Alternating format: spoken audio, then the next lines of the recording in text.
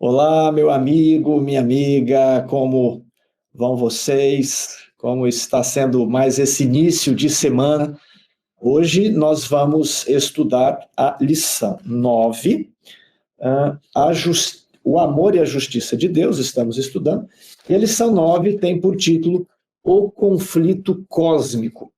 Bem, o que aconteceu na semana passada? Todos perguntaram nos comentários e eu não estava dando conta de responder. Nós estávamos fazendo a live também semana passada, como estou fazendo agora, só que por algum motivo o sinal da internet ficou ruim.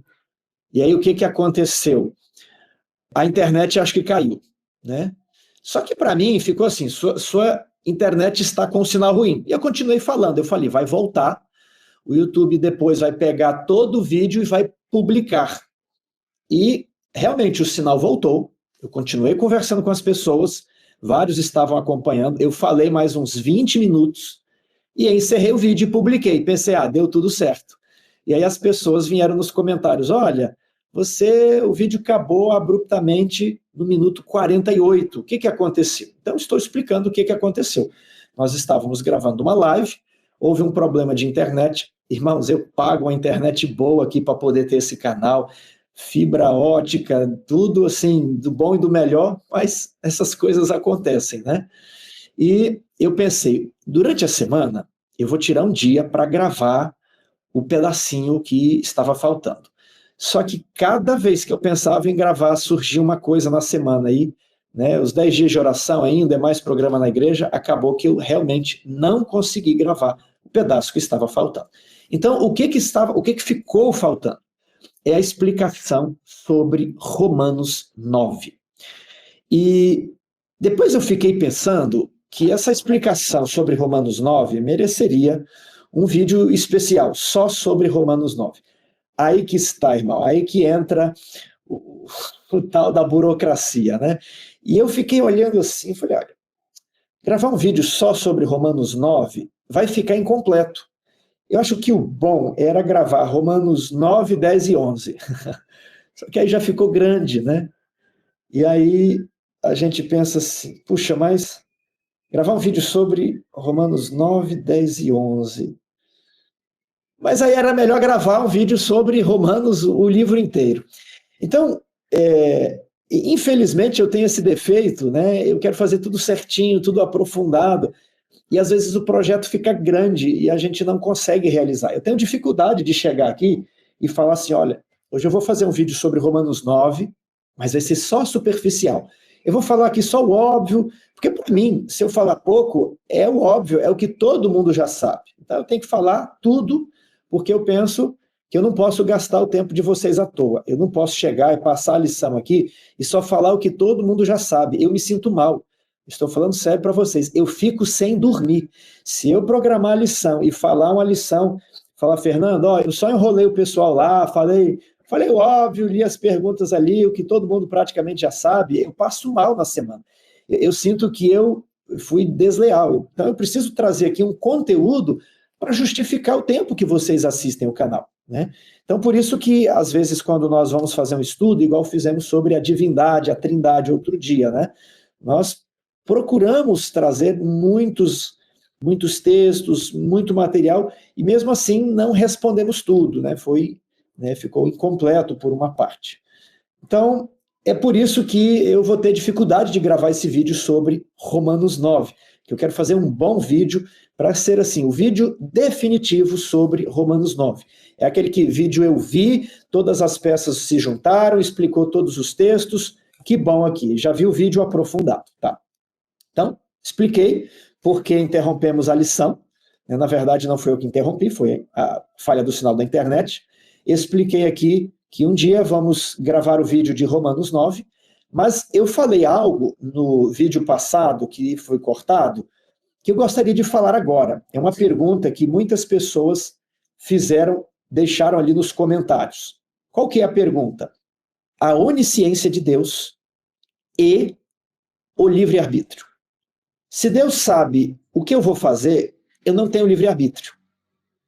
Mas se eu tenho livre-arbítrio e eu escolho algo, pode ser que Deus errou a previsão, e aí?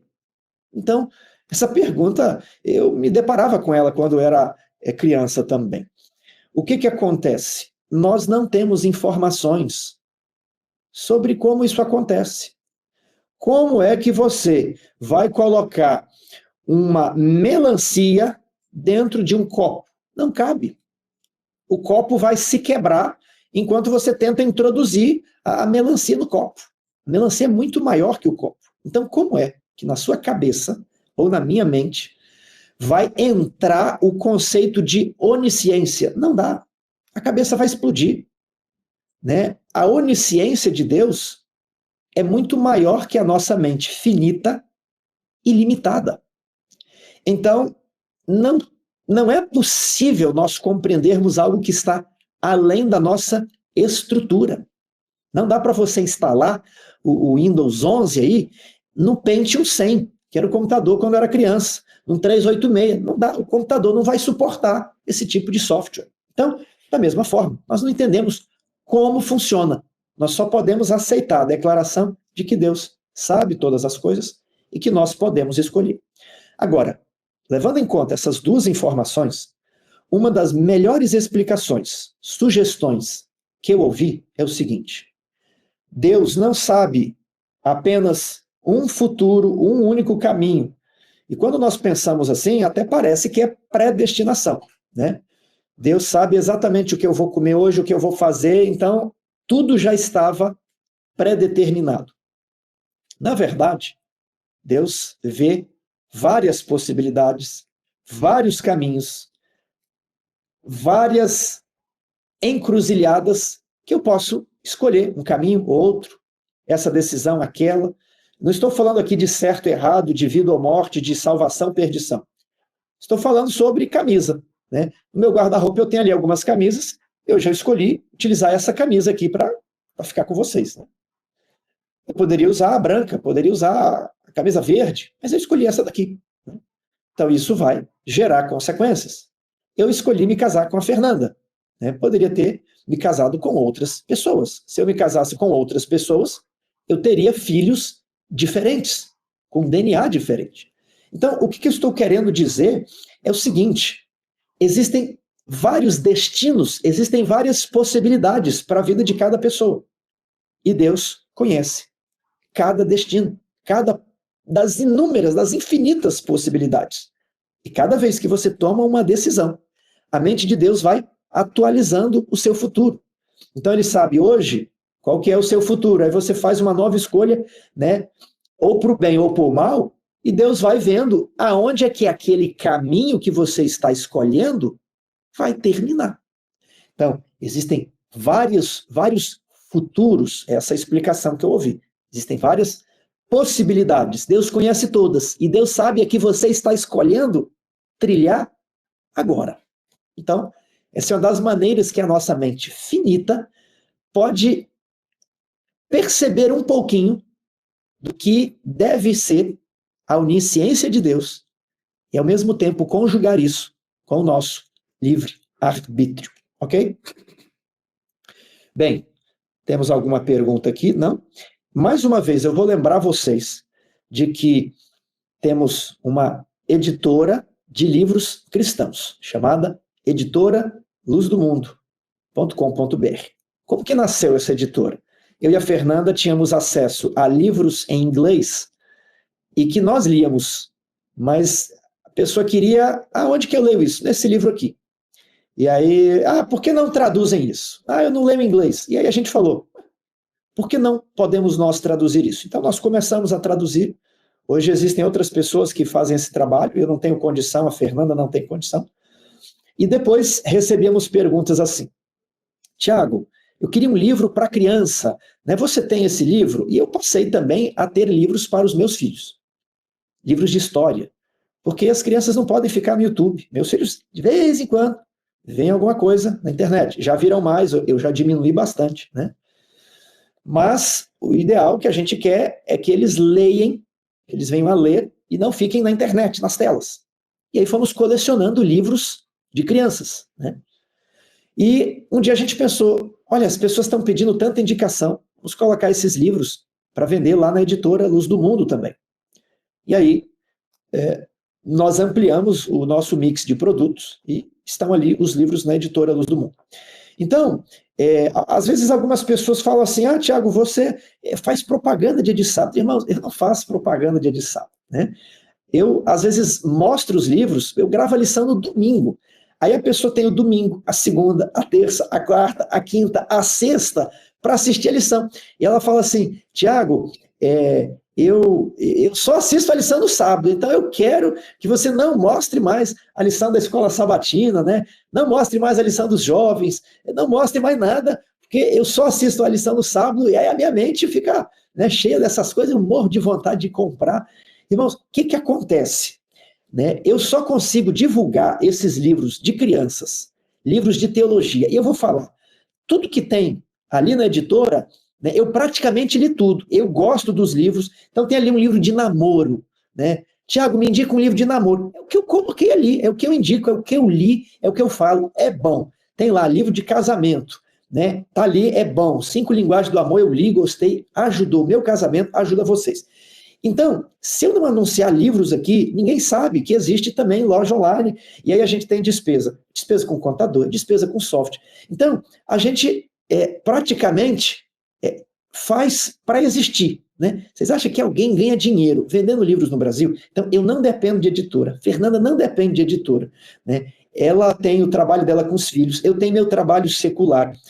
Muitos acham que eu sou pastor. Eu não sou pastor, eu tenho teologia, mas eu sou servidor público. Então, eu não dependo da editora Luz do Mundo, eu não estou fazendo aquilo para sobreviver, não. Né? Ninguém ganha livro, ninguém ganha dinheiro vendendo livro no Brasil. O canal é apenas o único lugar que eu posso divulgar o material Escola Sabatina, promover livros que são bons, que edificaram a minha família e vão edificar vocês também. Então, só explicando, algumas pessoas falam, você faz propaganda no sábado, eu não faço, eu gravo a lição no domingo, na sexta-feira, no sábado à noite, mas eu não fico fazendo propaganda no dia de sábado, eu não gravo dia de sábado, ok? Então, assim, se você está assistindo dia de sábado, a dica que eu dou é, avance, você não precisa assistir, pula uns 5 minutos, né, e aí você vai ver, ou você veja a lição durante a semana, tá bom? Então eu tenho aqui, ó, lição dos jovens. 20 pessoas nos procuraram e ficaram sem a lição dos jovens. 20 pessoas sem lição. Ó, lição dos alunos, dos adultos, ok? Olha esse livro aqui, Imitação de Cristo. É um livro forte e ele fala sobre como... Ele fala sobre santificação da vida, organizar a sua vida espiritual. E eu tenho anunciado esse livro aqui, Homem do Céu. É um livro incrível, irmãos. A gente está falando aí de perseguição, né, de decreto dominical, como vai ser? A gente acha que a gente vai ficar aqui em casa, vai ser igual na pandemia, né? Todo mundo em casa, irmãos. O tanto que esse homem aqui sofreu, apanhou, foi preso, e o tanto de milagres que ele presenciou, nos dão um vislumbre de como será a última crise.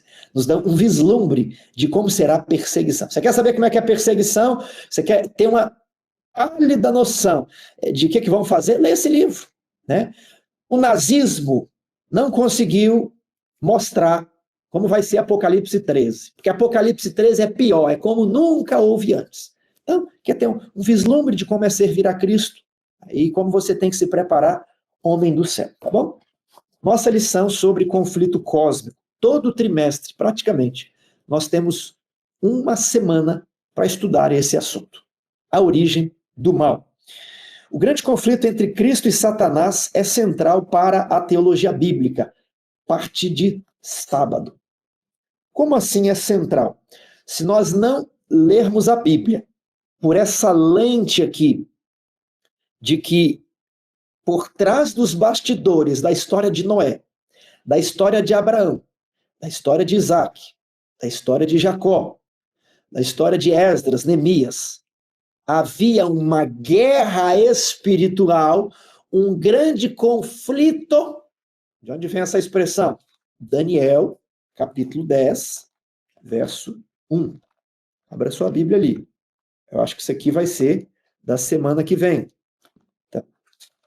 Sempre que você vai falar de grande conflito, não fale assim, não. É que na minha igreja, Ellen White, ela escreveu um livro Grande Conflito. Aí a gente olha isso na Bíblia. Não, não, não. Você vai falar, na Bíblia está escrito grande conflito. Está aqui, Daniel 10, verso 1. No terceiro ano de Ciro, rei da Pérsia, foi revelada uma palavra a Daniel, cujo nome se chama Beltesazar. A palavra era verdadeira e envolvia grande conflito. Então veja aí, Daniel estava orando, pedindo para o povo ser libertado. E havia o quê? Uma guerra de anjos nos bastidores. Ciro, liberte o povo. Não, não liberte o povo. Ciro, liberte o povo. E aí, quando Daniel faz a sua oração, né, o anjo vai lá e fala com ele, olha, desde que você começou a fazer jejum e oração, por 21 dias, essa guerra entre os anjos estava acontecendo. Irmão, se essa guerra entre os anjos acontecia na Pérsia, ela também acontecia em Babilônia. Né? E se ela acontecia em Babilônia, ela devia ter acontecido na Grécia, devia ter acontecido em Roma, e esses anjos estão ali atrás da mente do Donald Trump, estão pelejando. Faz isso, não faz isso, faz isso, não faz isso. Liberdade não, opressão. Né? Seja autoritário, não seja autoritário. Está a guerra ali, ok? Então, o grande conflito, ele é real. E ele está, a batalha dos anjos, ocorre atrás dos grandes poderes deste mundo. Quem sabe também aqui no Brasil, acredito nisso. Então, o grande conflito, ele é uma realidade na Bíblia. E quando a gente lê a Bíblia, a gente precisa perceber aqui as forças que estão lutando por detrás da história da linhagem santa dos patriarcas, ok? E se você não acredita que Ellen White é profeta, que ela não teve o dom de profecia, né? Qual que é a questão do adventismo? Nós acreditamos que Ellen White recebeu o dom de profecia. Nós acreditamos que os dons não cessaram. Então você acredita que poderia haver profetas na época de Moisés? Ok? Você acredita que haveria profetas nos dias de Jesus? Nós também acreditamos. E nós acreditamos que sempre pôde existir profetas. E no nosso dia existem profetas, né? Ou existiu um profeta no século XIX, como existiu em séculos antigos. Então, nós acreditamos que Ellen White recebeu o dom de profecia. E aí você pode, inclusive, em um trabalho de faculdade, de mestrado, estudar a obra de Ellen White. Ah, Tiago, mas ela não era teóloga. Ah, não era, não? E Sócrates era filósofo? Me mostra aqui o diploma de Aristóteles. Me mostra aqui o diploma de teologia de Clemente.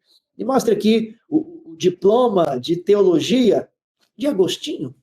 Né? Ah, Tiago, mas Agostinho escreveu muitos livros. Ellen White também. Essa que é a questão. Né? Ela escreveu muitos livros. Então você pode considerar ela como uma teóloga ou uma filósofa, como você preferir. Então você pode fazer um trabalho, né, na área da educação, na área da saúde, na área da teologia, avaliando a produção literária de Ellen White como teóloga, filósofa, educadora, entendeu? Você não precisa, num trabalho de faculdade, entrar na questão se era inspirado ou não. Você vai entrar na obra da produção literária, como se faz em tudo quanto é mestrado aí, estudar a obra, a filosofia, a teologia de alguém.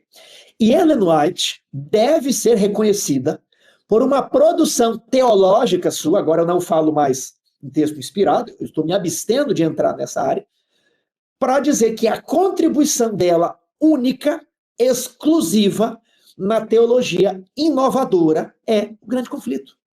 Então, se você quiser dar um título de doutorado ou um título de livre docência ou um título de cátedra ali para Ellen White, você pode dar esse título. Qual é a produção literária dela? O livro O Grande Conflito. Aliás, não só o livro O Grande Conflito, toda a série O Grande Conflito. Patriarcas, Profetas e Reis, O Desejado, Atos dos Apóstolos e O Grande Conflito. Ali você tem uma obra-prima, ali você tem uma produção literária de alto valor de uma pessoa. Então, Ellen White poderia receber um título de doutorado por ter escrito aquilo. Ó, só aqui para nós. Eu vou falar baixo e chega bem perto. Tem muito teólogo, tem muito mestre em teologia, tem muito doutor em teologia que nunca escreveu nenhum livro. Não sabia, ele nunca escreveu nada. Ele só fez o TCC dele, ele só fez o mestrado para cumprir os requisitos para ele pegar o diploma. Mas ele nunca escreveu nada. No máximo, ele pega o TCC dele do jeito que está escrito, nem faz uma adaptação e publica em formato de livro, né? Mas ele nunca mais escreveu nada. E essas pessoas criticam Ellen White, que escreveu dezenas de livros, e de livros importantes, com contribuições inéditas. Então tá cheio de doutor por aí, com diploma de mestre, de doutorado, que nunca escreveu nada, e critica Ellen White, que tem uma produção literária gigantesca, né? Então é só uma coisa, né? O que prova que uma pessoa é um teólogo ou não é se ela produz teologia, e não se ela tem o diploma, né? Porque Aristóteles, Platão, Agostinho, eles não tinham diplomas, ok? Mas tinham produção literária. Mas é um segredo aqui só nosso, ok? Um segredo só nosso. Então, o grande conflito, estou na parte de sábado aqui, entre Cristo e Satanás, ele é central para a teologia. Mas muitos cristãos rejeitam esse conceito. Então, você precisa aprender a mostrar na Bíblia a doutrina do grande conflito. Por onde vamos começar? Eu já li o texto, Daniel 10, verso 1. E esta semana nós vamos responder duas perguntas. Que parte das Escrituras ensinam que existe um conflito cósmico entre Deus e Satanás? E de acordo com as Escrituras, qual é a natureza desse conflito? Vamos para segunda-feira. Um inimigo fez isso. Leia Mateus 13, 24 a 27. Como essa parábola nos ajuda a compreender o mal que existe em nosso mundo? Ali em Mateus 13 está escrito o quê? O reino dos céus é semelhante a um homem que possuía um campo. E ele semeou o que no campo? A boa semente. Mas enquanto os homens dormiam, veio o inimigo dele e semeou o joio no meio do trigo e retirou-se. E quando a erva cresceu e produziu fruto, apareceu também o joio. Então, vindo os servos do dono da casa, lhe disseram: Senhor, não semeaste boa semente no teu campo? De onde apareceu o joio? Qual foi a resposta daquele homem? Um inimigo fez isso. Então, primeiro texto na Bíblia, apresentar Daniel 10, verso 1. Segundo texto na Bíblia, apresentar Mateus, capítulo 13, verso 24. Parábola do trigo e do joio. E depois você vai falar que Deus só criou o que era bom. Deus só semeou a semente boa. Se existem coisas ruins, foi outro ser. Foi um inimigo que fez isso. Pergunta 2. Leia Mateus 13, à luz da explicação de Cristo, nos versículos 37 a 40. Esses fatos também esclarecem a natureza do conflito cósmico? Sim, porque a parábola do joio não nos é deixada para a nossa imaginação. Jesus mesmo, ele vai explicar essa parábola. Então, olha só, Mateus 13, 37. O que semeia a boa semente é o Filho do Homem, Jesus. O campo é o mundo, nosso planeta. A boa semente são os filhos do rei. E o joio são os filhos do maligno. Quem é o inimigo que semeou? É o diabo. E a colheita? O fim dos tempos. E quem são os ceifeiros? Os anjos. Então, Deus, Jesus, não nos deixou aqui com possibilidades abertas, o próprio Jesus interpretou. E Jesus disse que existe o diabo. Tem várias pessoas, inclusive teólogos cristãos, olha, eu vou falar assim, teólogos, o sujeito é teólogo e diz que não existe diabo. Eu não sei de onde que vem a teologia. Certamente não é da Bíblia. Por que ele fala que não existe diabo? Porque ele valoriza mais a filosofia do que a Bíblia.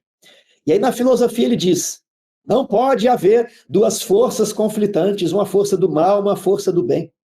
Só pode existir a força do bem e essa força é Deus. Então, o que é diabo? Diabo na Bíblia, Satanás, na verdade, é um símbolo, é uma força ruim. Ele simboliza todo o nosso egoísmo, a nossa ganância, o mal que existe dentro de nós. Tudo isso foi personificado em uma figura mitológica, com chifres, com rabo, com pé de cabra, e que se chama diabo, mas isso não existe. Não existe, né? Jesus falou, ó, quem semeou a semente ruim foi o diabo, e aí tem várias outras referências, né? E ninguém acredita. Até o Raul Seixas, na música dele, fala assim, diabo, né? O povo faz isso e o diabo vai dando os toques, né? Tinha outro dia ali uma discussão, até me perguntaram aqui no particular, Tiago, o que você acha disso, né? Desses vídeos que as pessoas falam, né? E que diz que esse toque, né, é o toque que invoca ali os orixás, que invoca os espíritos do candomblé, que invoca ali os anjos do mal, né? E no meio cristão eu ouço falar aqui na igreja que o que vale é a letra. Então se está ali, Jesus, Jesus, tá tudo ok, né? Mas ali, o pessoal está falando que quando faz isso, né? O ritmo, né? E aí, o que você fala? Eu vou citar o Raul Seixas aqui, né? O diabo vive dando os toques. Então, quem dá os toques é o diabo, né? A letra tem um valor? Tem. Porém, uma letra boa em música ruim não vai salvar aquele toque. O diabo vai ficar feliz, né? Porque o diabo, cito Raul Seixas mais uma vez, o diabo é o pai do rock. Você acha que foi Jesus, né? É o seguinte, quem semeou a semente do rock? Né? Quem você acha que foi? Do rock, do pop, do jazz, né? Do samba, do forró, né? Todos esses ritmos, eles levam a dança. Por quê? Porque eles têm o backbeat, eles têm a batida no contratempo, né? Sempre é a ênfase musical no tempo fraco, né? No 4x4, os tempos fortes é o tempo 1 e 3. Aí o rock vai enfatizar o 2 e o 4. Os outros ritmos têm uma variação disso, mas eles nunca enfatizam o 1 e o 3, ok? Sempre é um contratempo. Então, quem você acha que planejou isso, né? Esses ritmos, lembrei que eu ia falar, esses ritmos levam à dança, né? Levam ao remeleixo, à sensualidade, né? Então, quem foi que semeou a semente do rock? Você acha que foi Jesus, né? Estamos aqui falando do trigo do joio, né? Ou foi o inimigo? Irmãos, isso aqui é claro. O inimigo foi o diabo que semeou a semente do rock. Isso aí veio para perverter a cultura. Tudo isso que nós vivemos hoje, que o pessoal fala assim, o mundo está complicado. Isso aí veio por meio das letras e da música do rock. Então, eu não posso pegar o rock e pôr uma música cristã, né? Porque o diabo é o pai do rock, ok? Quem semeou essa semente aí foi o diabo. Então, o diabo existe, o diabo é real, e o diabo é invocado de uma certa maneira. Então, a letra boa precisa de uma música boa. Às vezes tem letra boa e a música não é tão boa, né? Então aí a gente vai estar tocando, está agradando a Deus, que Deus queria, né, outra música. Temos muitas orientações, a igreja, no manual, votos sobre música. Sigam os manuais, sigam os votos da nossa querida e amada igreja, né? Às vezes a prática de um ou outro cantor, de um ou outro artista, não está de acordo com o manual da igreja, não está de acordo com os votos sobre música, mas não olhe para pessoas. Siga as orientações oficiais de música da nossa igreja. Estão todas corretas. Vou falar delas. É o Manual da Igreja, depois nós temos o Voto sobre Filosofia de Música, de 1974, e depois temos outro voto sobre música de 2004. Está tudo certo, tá bom? Não temas, não tenha dúvida. Então, o que esses versos também esclarecem sobre a natureza do conflito cósmico? Jesus interpretou, Jesus falou que tem diabo, e nós falamos que o diabo é o pai do rock, né? O diabo vive dando os toques, e aqui Deus não pode permitir que o conflito seja encerrado agora, porque o tempo é amigo da inocência. Se você realiza um julgamento apressado, nós corremos o risco de ter um inocente condenado. Um inocente que é trigo ser arrancado com o joio. Então, o tempo, ele é amigo da inocência. E não é admissível que o inocente seja condenado. Por isso, o tempo.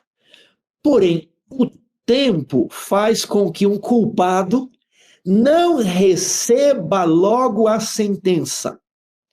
Mas é melhor que um culpado viva por algum tempo na misericórdia do que um inocente seja condenado sem que ele tenha merecido. Ok? Então, o tempo é necessário para que haja uma separação perfeita entre o trigo e o joio. Se Deus criou tudo, então, primeira premissa, Deus criou tudo, ok. Existe o mal. Bem, se Deus criou tudo e existe o mal, a pessoa conclui que Deus criou o mal, Deus é o responsável. É por isso que a gente tem que ter cuidado com a filosofia, que esse tipo de filosofia, ele fica atrapalhando a Bíblia. Em vez de fazer a filosofia, por que você não pega o Gênesis, vai lá no Gênesis e vê aonde foi que Deus criou o mal? Opa, Lúcia, tem uma pergunta aqui.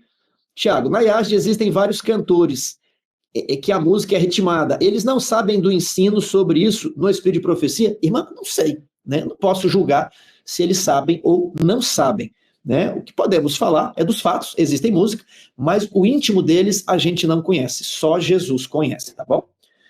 Vamos para segunda-feira, a origem do conflito na Terra.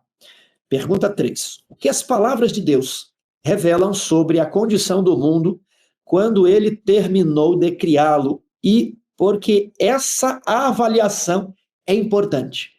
Então, aquela perguntinha que fizemos há pouco. Deus criou tudo? Sim. Existe o mal? Sim. Então Deus criou o mal? Como que você vai rebater isso aqui? Você vai abrir a sua Bíblia em Gênesis, capítulo 1, verso 31. Viu Deus que tudo quanto fizera, e eis que era muito bom. Não era apenas bom, tem um elogio aqui que no hebraico significa muita coisa. Não tinha negrito, sublinhado, itálico, né? Então, muito bom. Então, realmente era muito bom. Então, tudo que Deus criou foi bom. E agora a gente vai esquentar essa lição aqui, ó. Pergunta 4. Como o mal chegou à Terra? Que luz o livro de Gênesis lança sobre a natureza do conflito cósmico? Aí a gente vem para Gênesis 3. Mas a serpente mais sagaz que todos os animais selváticos que Deus tinha feito, disse a mulher, olha isso aqui, Deus fez tudo bom, mas um animal era sagaz. Sagaz do quê? Qual que era a referência? Do que todos os animais que Deus tinha feito. Esse é o primeiro ponto para a gente suspeitar que aquela serpente não era só uma serpente. Tá entendendo aqui? Muitas pessoas falam, como eu vou mostrar Satanás em Gênesis sem ter de recorrer ao Apocalipse? Você pode ir ao Apocalipse, daqui a pouco nós vamos, porque a Bíblia deve ser a sua própria intérprete, né? Então, A serpente não é boa. Esse é o primeiro ponto. Gênesis 1:31. Tudo que Deus criou era muito bom. Mas a Bíblia diz que a serpente não é boa. Então não foi Deus que criou a serpente. Tiago, quer dizer que jararaca, cascavel, jiboia, sucuri, não foi Deus que criou? Irmão, não estou falando isso. O animal foi Deus que criou. Só que quem estava ali por trás, se utilizando da máscara da serpente, era um outro ser. E é esse ser mal que Deus não criou. Deus criou o Lúcifer bom. Deus criou o querubim da guarda. Mas quem se corrompeu foi ele. Então essa versão corrompida não foi Deus que criou. Por quê? Porque tudo que Deus criou era bom. E a serpente não é boa. Quem está manipulando a serpente não é bom. Pegou a argumentação? Esse é o primeiro argumento. Segundo, então, quem está por trás da serpente não faz parte da criação. 2. O homem deveria dominar sobre o planeta e sobre os animais. Mas quem passa a dominar sobre eles é a serpente. Segundo argumento, para você imaginar que a serpente não era um mero animal. Terceiro argumento, a fala de Deus traz ordem e organiza o caos que havia ali, trevas sobre a face da terra, tudo era água misturada com terra, e aí Deus organiza o caos.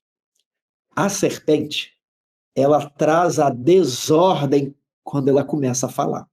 A fala de Deus traz ordem, a fala da serpente traz desordem. A propósito, a serpente fala.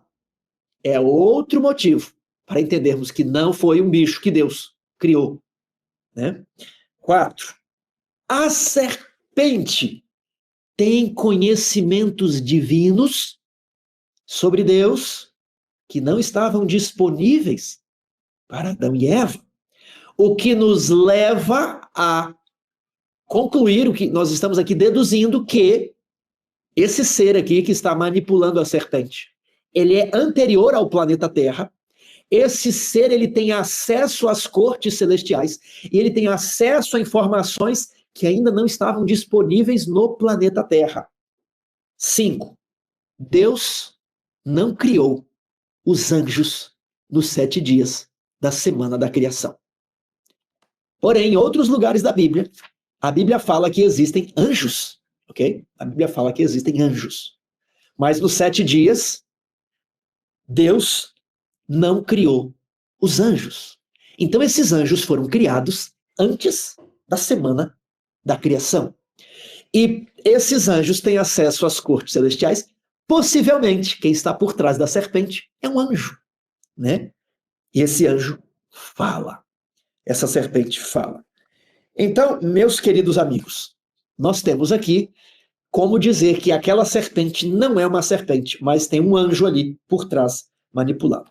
Agora, quando nós vamos para Apocalipse capítulo 12, versos 7 a 9, então você abrir a sua Bíblia e sempre ler, para você ficar esperto na Bíblia.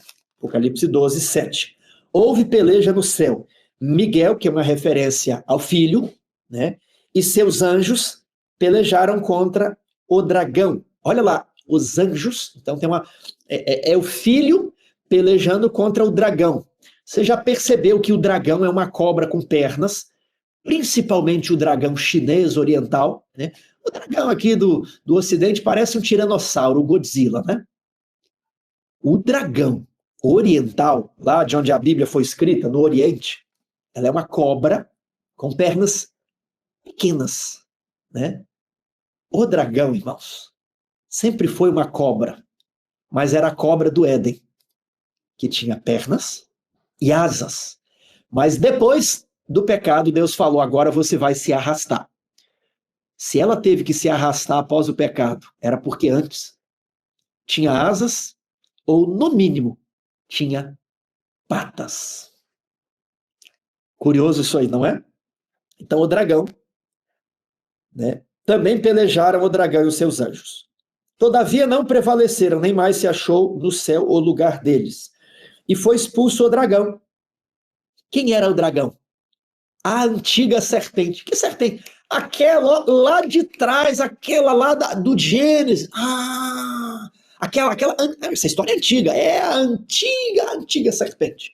A serpente lá de Adão e Eva, que se chama diabo. Então, olha lá, o diabo que Jesus falou, o inimigo que plantou a semente má, era quem estava manipulando a serpente. Isso aqui é a interpretação da Bíblia. O próprio Apocalipse diz que a serpente, o diabo, era um anjo, estava na corte celestial e se rebela contra Miguel, que é o filho. Você entendeu? Então aqui a Bíblia nos disse quem é o responsável pelo mal. Aqui na parte final de segunda-feira, em quem ou em quem acreditamos? Como Adão e Eva poderiam decidir em quem acreditar? E eles deveriam ter se baseado pelo critério do Criador. Quem foi que fez o jardim? O Criador. Quem foi que fez os animais? O Criador. Quem foi que fez Adão do pó da terra? Quem foi que fez Eva da costela de Adão? O Criador. Então, aquele que tinha feito tudo ao redor era quem deveria receber a confiança, certo? Agora, Satanás, a serpente, tinha feito o quê? Nem a árvore onde ela estava trepada, nem a cobra que ele utilizava, ele não criou nada. Então, um critério aqui que Adão e Eva deveriam ter utilizado. Eu não posso confiar em quem nunca produziu, nunca criou nada. E aqui vai um conselho bíblico, né? Se você está em dúvida sobre o que fazer, às vezes existe, em termos de família, de filhos, em termos profissionais, em termos empresariais, ouça conselhos de quem já produziu alguma coisa. Isso é bíblico, Tiago? Salomão morreu e aí o seu filho Roboão ouviu os conselheiros do rei. O que os conselheiros do rei tinham? Uma carreira aconselhando Salomão. Tinham vivido com o homem mais sábio que existiu. Roboão não quis o conselho dos mais velhos e ouviu o conselho de quem não tinha feito nada, dos seus amigos. E o reino se dividiu. Jesus disse o seguinte: pelos seus frutos os conhecereis. Então, que tipo de frutos a pessoa que está aconselhando você produziu? Isso aqui, professor, é uma maneira prática de tirarmos uma lição da lição de segunda-feira.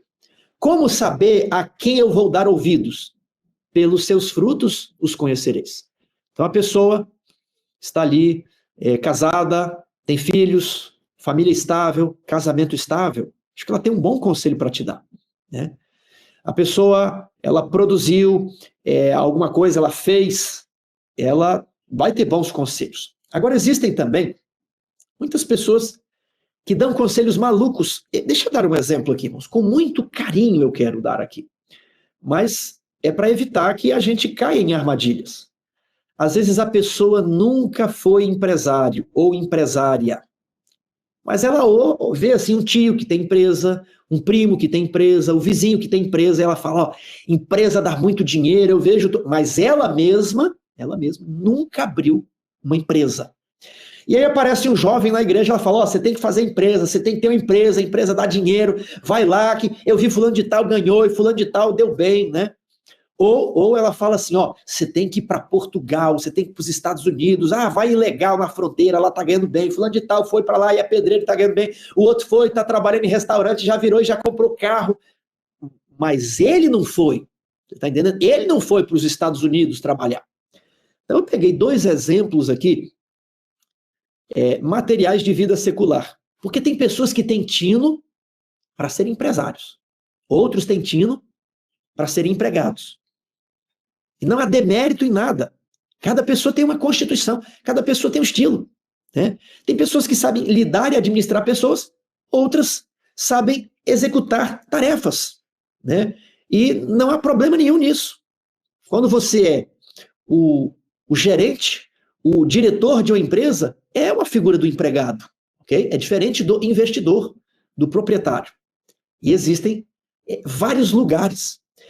Só que às vezes a pessoa que nunca teve uma empresa deu o conselho para um jovem abrir uma empresa. Aí aquele jovem vai lá, abre a empresa, quebra, fica no prejuízo e fica chateado.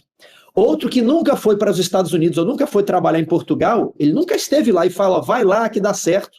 Aí a pessoa que não tem tino para aquilo vai, não consegue se sair bem e volta frustrado. Então ouça conselhos de quem já fez, de quem já produziu.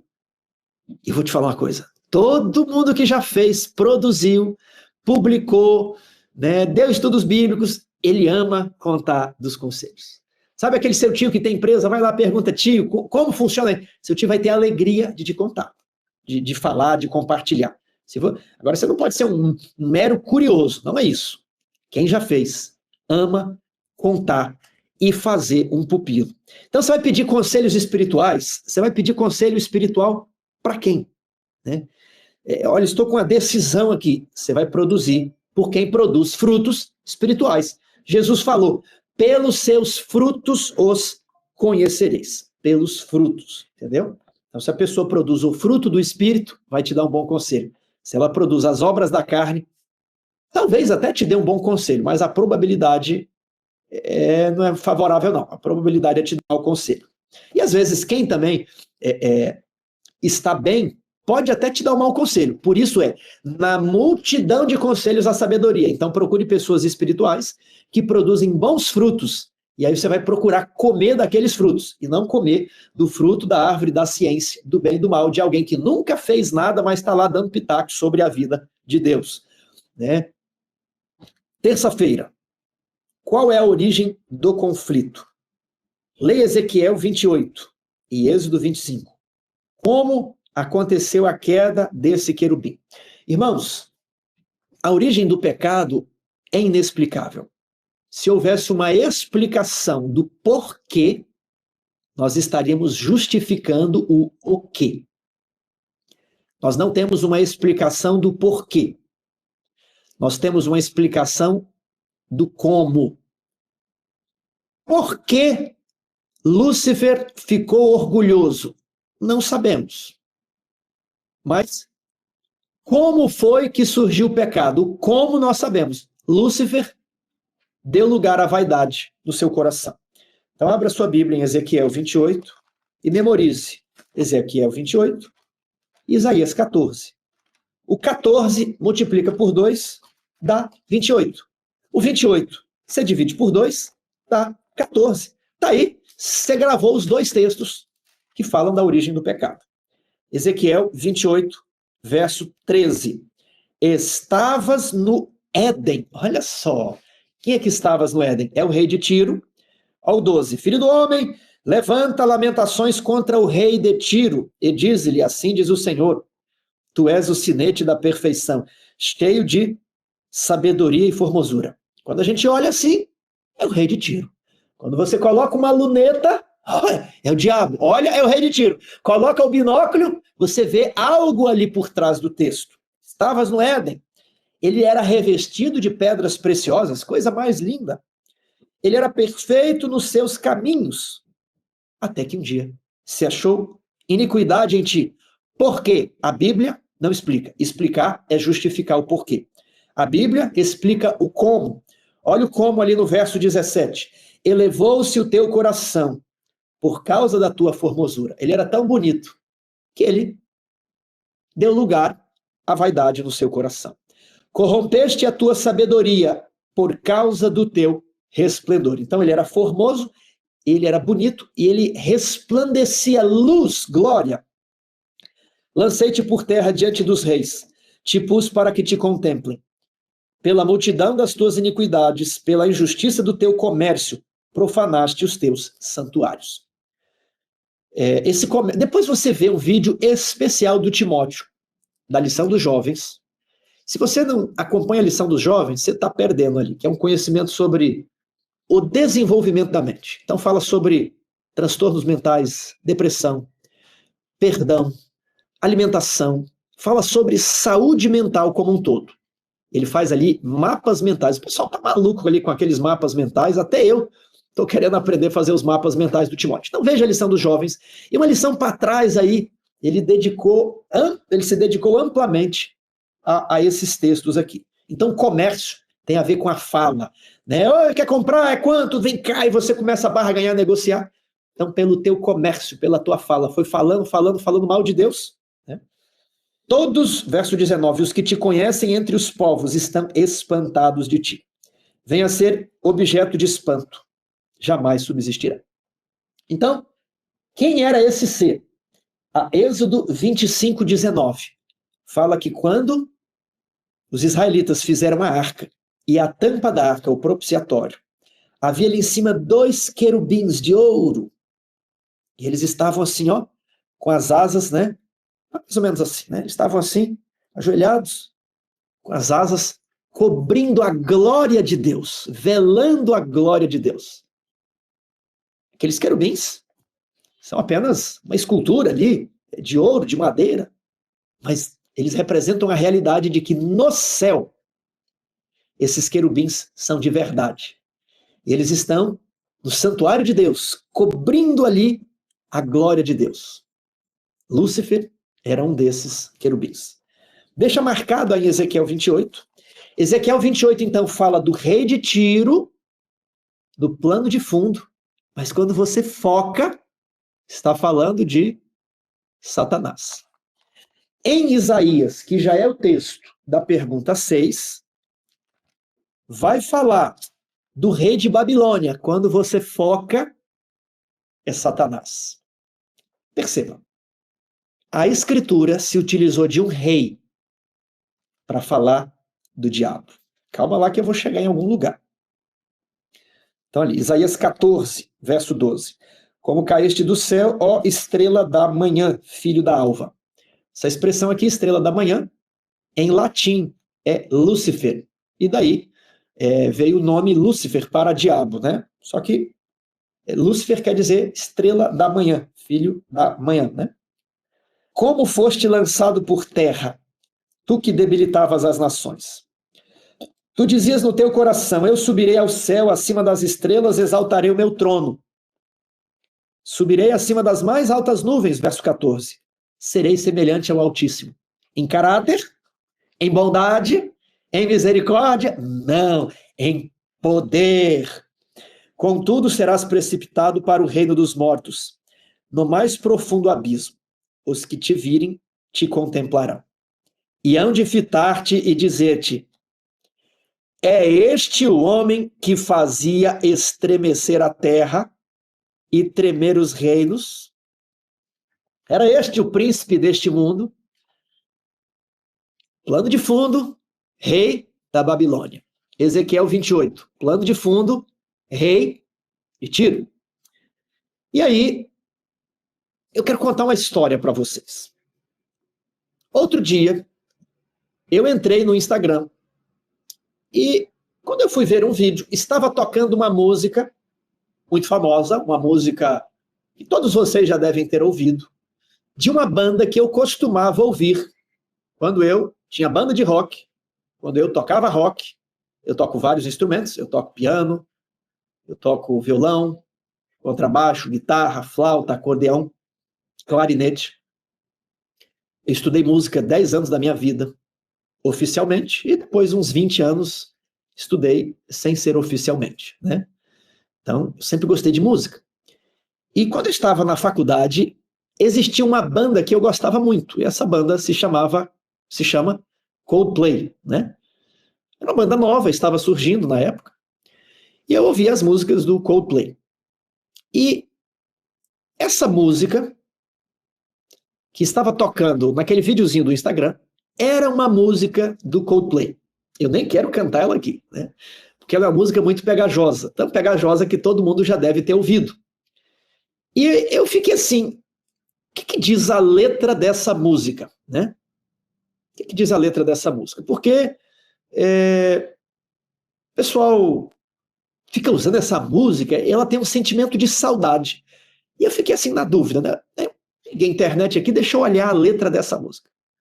Irmãos, eu fiquei assustado com a quantidade de elementos bíblicos que existia na música. O nome da música é Viva la vida. Aí eu fui olhar a capa do disco. E a capa do disco é aquele quadro francês, a liberdade guiando o povo. Qual foi a acusação de Lúcifer no céu? Deus não nos concede liberdade. Eu, se for eleito, vou conceder liberdade a todos os anjos. Mais ou menos assim, né? Esse era o mote da Revolução Francesa também. Liberdade, igualdade, fraternidade, liberdade. Viva la vida, aproveite a vida. Quem cunhou essa frase foi uma filósofa, uma escritora aí, feminista, né? Puxa, são muitos elementos, né, do mal, né? Revolução Francesa, aquilo é demoníaco. Está profetizado em Apocalipse 11, tá bom? Revolução Francesa, né? Está profetizado em Apocalipse 11. Aquela carnificina, aquela loucura, o ataque contra Deus, aquilo é profecia. Tá.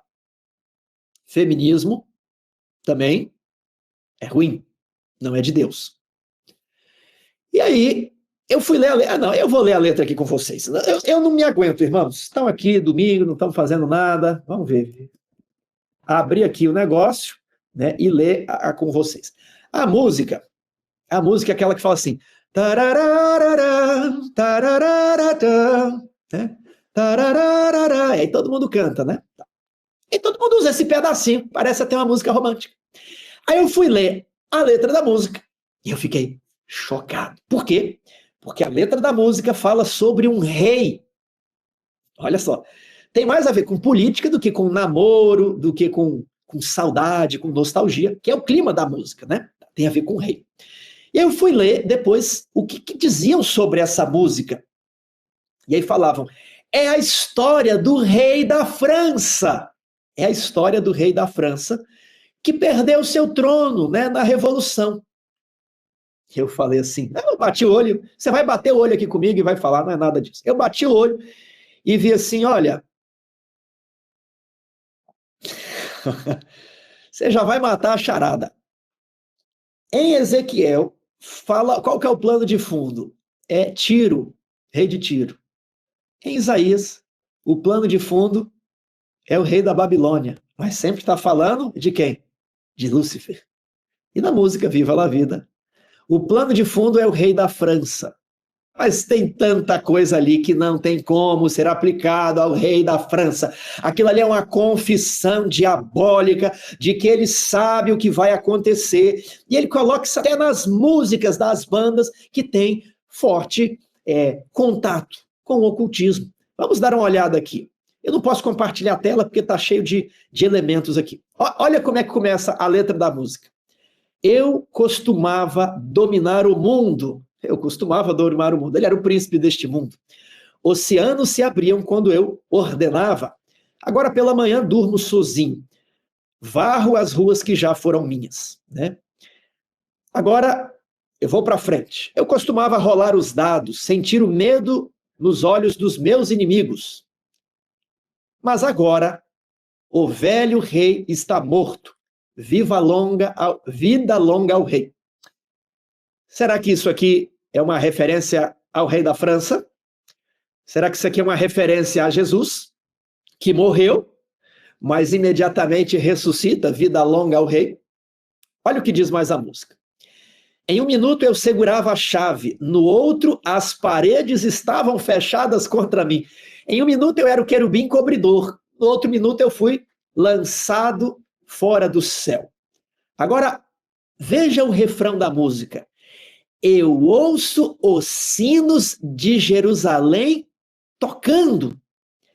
Corais da cavalaria romana estão cantando. Meu amigo, onde é que tem sinos de Jerusalém? É a Jerusalém celestial. Onde é que a Jerusalém celestial vai se encontrar com a cavalaria de Roma, querendo invadir a Jerusalém celestial? E ao mesmo tempo você tem os sinos de Jerusalém, a música do céu, e ao mesmo tempo você tem Roma, Babilônia, tentando ali conquistar a cidade santa. Olha o que ele diz agora para você. Olha o que ele diz para você que está ouvindo, cantando a música. Seja o meu espelho, a minha espada e o meu escudo. Ele usa o escudo humano, né? Ele é um terrorista. Meus missionários em um campo estrangeiro. Seja o meu missionário em um campo estrangeiro. Ele é um estrangeiro, ele é o extraterrestre aqui nesta terra. Veja agora a continuação da música. Por algum motivo que não sei explicar, desde que você se foi, nunca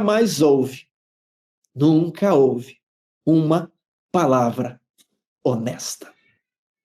Ele é o pai da mentira e jamais se firmou na verdade. Mas isso foi quando eu dominava o mundo. Provavelmente estamos aqui no milênio, né? Agora veja o próximo verso. Foi o vento cruel e selvagem que derrubou as portas para me deixar entrar. Janelas estilhaçadas e o som de tambores. Veja agora esse versinho. O povo não podia acreditar no que eu havia me tornado. Isso faz alusão aqui a Isaías 14:16. Os que te virem, te contemplarão. Hão de fitar-te e dizer-te, é este o homem que fazia estremecer a terra e tremer os reinos? Ezequiel 28, verso 19. Todos os que te conhecem entre os povos estão espantados de ti. Vens a ser espanto e jamais subsistirás. Leio a letra da música agora. O povo não podia acreditar no que eu havia me tornado. Será que é o rei da França? Vimos aqui que quando se fala do diabo, sempre tem um rei no plano de fundo. Eu vou agora para o final da música. Final da música. Depois que todo mundo canta o né? Vamos lá. Ouço os sinos de Jerusalém tocando. Corais da cavalaria romana estão cantando. Eu fico imaginando, esse aqui é o grande final. A Jerusalém baixou e agora ele ajunta todas as hostes e tenta invadir a cidade. Ao mesmo tempo você tem Babilônia e Jerusalém, as duas cidades, né? Seja meu espelho, minha espada, meu escuro, meu missionário em campo estrangeiro. Por algum motivo que eu não sei explicar, eu sei que São Pedro não chamará o meu nome.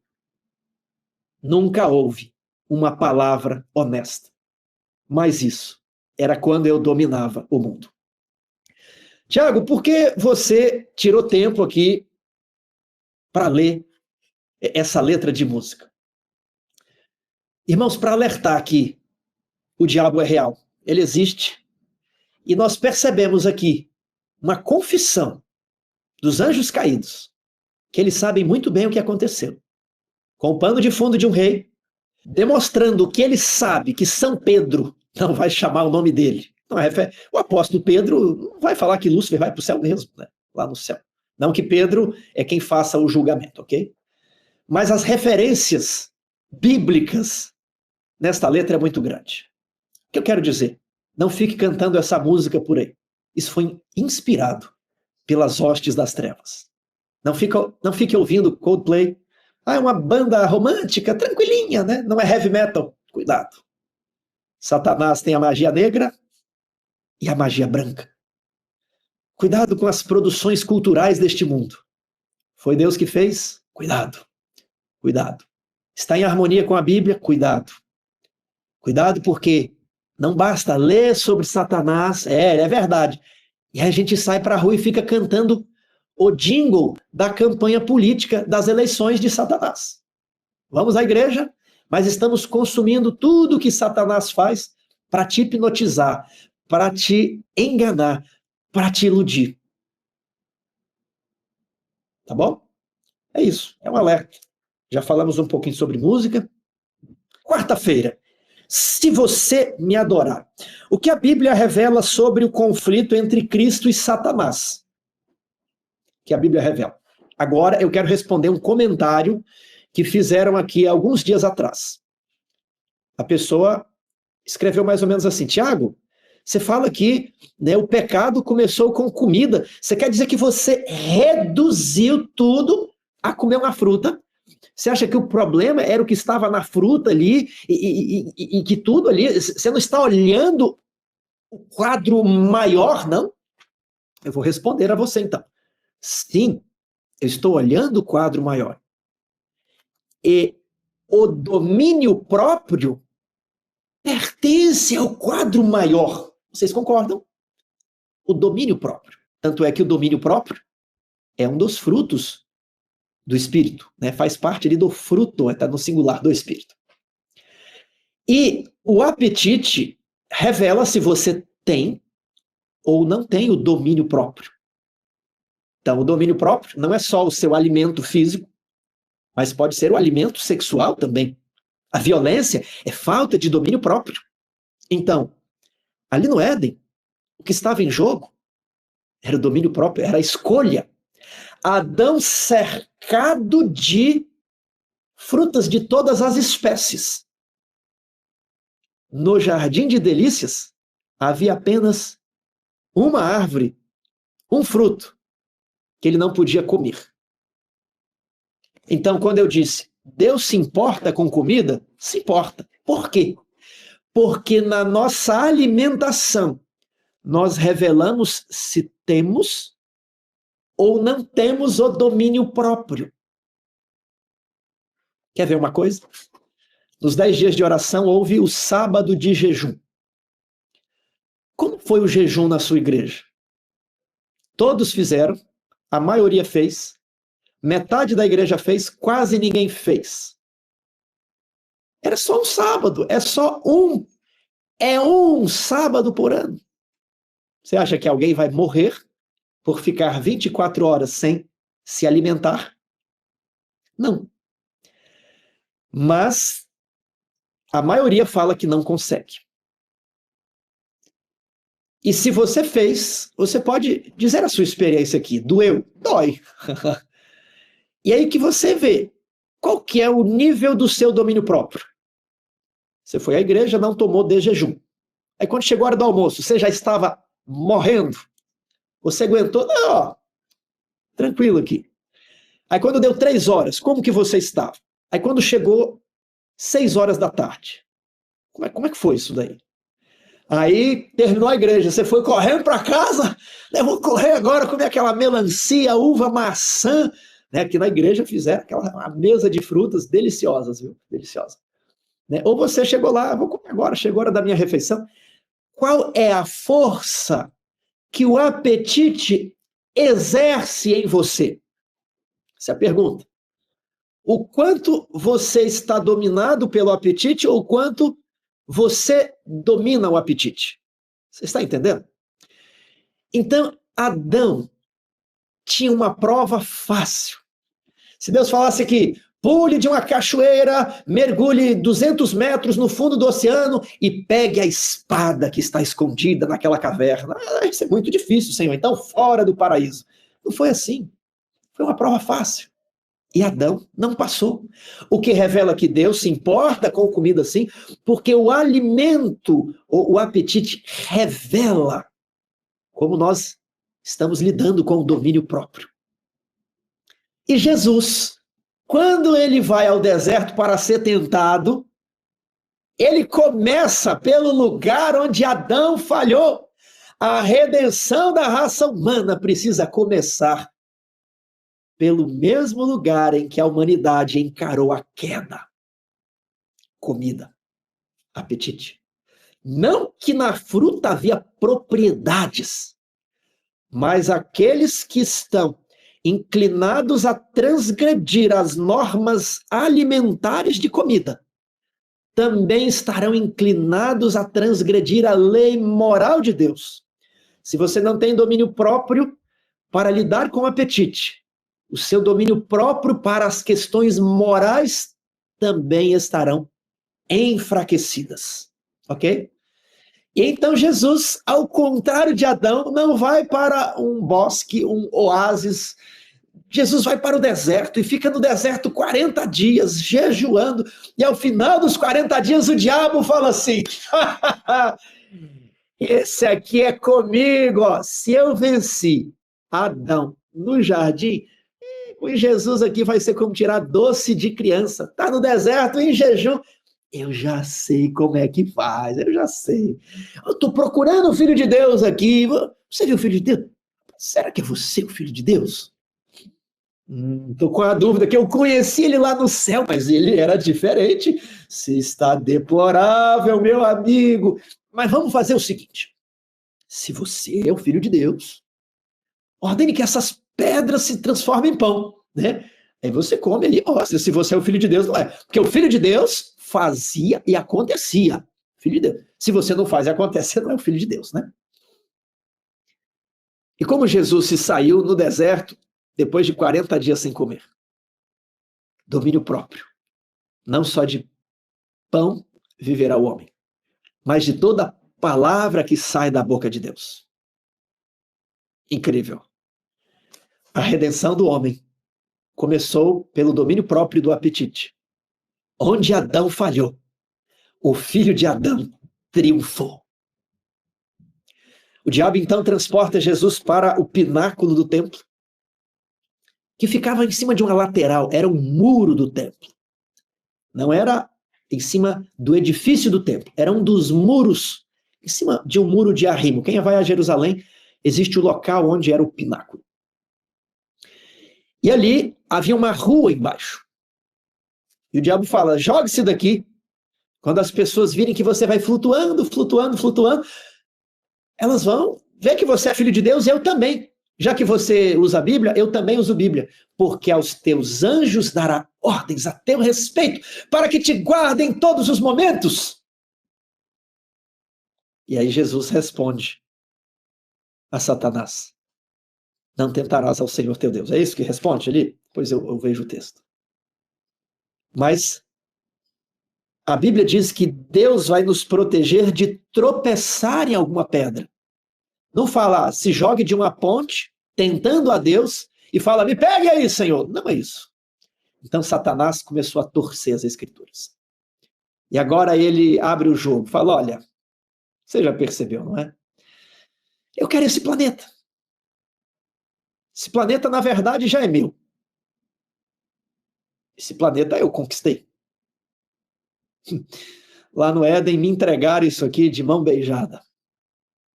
Eu sei que você veio aqui para tentar resgatar esses pobres escravos meus. Vamos fazer o seguinte, no seu plano vai ser difícil, eu não vou entregar isso de mão beijada, igual Adão entregou para mim. Mas veja só, tudo isso te darei, se prostrar, me adorares. Só se ajoelhar, bater uma continência, vai ser tudo seu. E aí Jesus responde o que para o diabo? Está escrito, ao Senhor teu Deus adorarás, e só a ele prestarás culto. Eu sou filho de Deus. Você tinha dúvida se eu sou filho de Deus? Eu sou filho de Deus. Só que mais do que isso, ele fala assim, imagino que fala, eu sou filho de Adão. Eu não vim aqui te adorar para você me entregar esse mundo. Meu pai Adão perdeu esse planeta, mas eu sou filho dele. E eu desci aqui para reaver, para conquistar, para buscar esse reino para o meu pai. Eu sou o filho da mulher. Eu sou o filho do homem. E eu também sou o filho de Deus. Eu criei Adão, mas eu sou o filho de Adão. Eu sou o criador de Adão, mas Adão é o meu pai. Eu amo meu pai. Eu vim aqui porque eu vou tomar esse reino novamente para o meu pai e para a minha família. Tendo dito isso, o diabo se foi embora. Obrigado, Senhor Jesus. Obrigado por esse conflito tão bonito, por tão grande sacrifício, dele ter se tornado humano para resgatar o reino que o nosso pai Adão perdeu. Isso é muito profundo. Você vai ficar meditando nisso a semana inteira. Qual a natureza desse conflito cósmico? Se o conflito fosse simplesmente por poder, teria acabado antes de começar. Satanás utilizou-se da filosofia, da artimanha, para sujar o caráter de Deus e separar os seres criados que Deus ama de Deus. A disputa é sobre o caráter de Deus. Um conflito sobre as acusações caluniosas que o diabo levantou contra Deus. No grande conflito, Deus está no banco dos réus. Ah, é, Tiago? Deus está no banco dos réus, sim.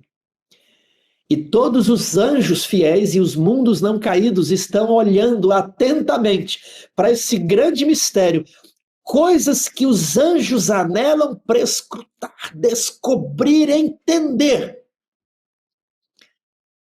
E quem são os depoentes, as testemunhas que vão testemunhar a favor do réu ou contra o réu? Quem são as testemunhas? Somos nós. Deus diz: vós sois as minhas testemunhas. E nesse sentido, todos nós somos testemunhas de Jeová. Alguns a favor de Jeová, outros contra. E você? Que tipo de testemunha você é?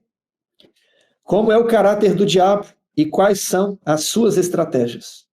Os textos bíblicos dizem que ele é homicida, mentiroso, nunca se firmou na verdade. Esse é o caráter dele. Só que levou tempo para isso ficar patente. O livro Desejado de Todas as Nações diz que apenas na cruz, quando Jesus morreu, é que eles viram o caráter homicida de Satanás. Mas ela prossegue, porém nem tudo estava ainda explicado. Era necessário ainda um tempo para que os princípios do reino pudessem se desenvolver. Para que mediante a igreja, todas as coisas no céu, na terra e debaixo da terra convergissem para Jesus Cristo, para que naquele dia que a Jerusalém baixar e o diabo à frente dos exércitos da cavalaria romana e da cavalaria de Babilônia, todo joelho se dobrará, porque todos reconhecerão que Jesus Cristo sobre o trono branco tem o poder e a legitimidade. Ele é aquele que estava vivo, morreu, mas eis que está vivo pelos séculos dos séculos. Ele é aquele que vive.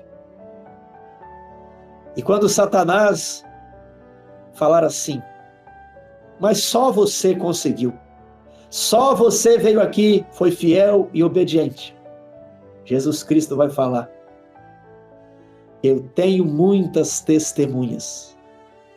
Eu tenho Jó, eu tenho Abraão, eu tenho os apóstolos. Todos eles morreram e não me negaram. Inclusive Tomé. Inclusive Pedro foi crucificado de cabeça para baixo. Eu tenho aqui 144 mil que passaram pela grande tribulação. E eles seguirão o Cordeiro por onde quer que o Cordeiro ia. Eles têm as vestes puras, limpas, não se achou mentira na sua boca, mas na sua boca, Satanás, sempre houve a mentira. Eu, Jesus, não fui o único que consegui, mas eu tenho aqui muitas testemunhas que reivindicam a justiça e também o amor de Deus. Tendo dito isso, fogo vai descer do céu e consumir a rebelião, Satanás, seus anjos e todos os ímpios. E o caráter de Deus se revelará limpo, puro, acima de qualquer suspeita. Existe aquele belo texto de O Grande Conflito. Todas as formas de vida, todo ser criado exala a perfeição da beleza do amor de Deus. Todo ser confessa que Deus é amor. Eu quero estar lá. Você também não deseja? Seja hoje uma testemunha de Jesus. A honra de Deus, a honra de Cristo, acham-se envolvidas no aperfeiçoamento do caráter dos seus filhos. Eu quero estar lá e marcar um encontro com você, debaixo da árvore da vida. Nós vamos comer o fruto que foi proibido a Adão. A queda da humanidade se deu por comida. A redenção do homem começou com a tentação no deserto, sobre o pão e a comida. E quando nós entrarmos na nova terra, Deus vai colocar comida, vai colocar a mesa e vai falar para você: assente-se aqui, esse é o seu lugar, eu preparei, tem o seu nome, está tudo aqui preparado para você, assente-se aqui, agora você vai comer do fruto da árvore da vida, e vai beber da água da vida, e você nunca mais vai ter fome e sede. O céu vale tudo. Aproveite essas mensagens aí dos dias de oração, as promessas, as confissões que você fez, e entre em um reavivamento e uma reforma que você nunca antes presenciou. Avance, não pare não. Persista que vai dar certo. Que Deus os abençoe. Nós nos vemos no próximo vídeo.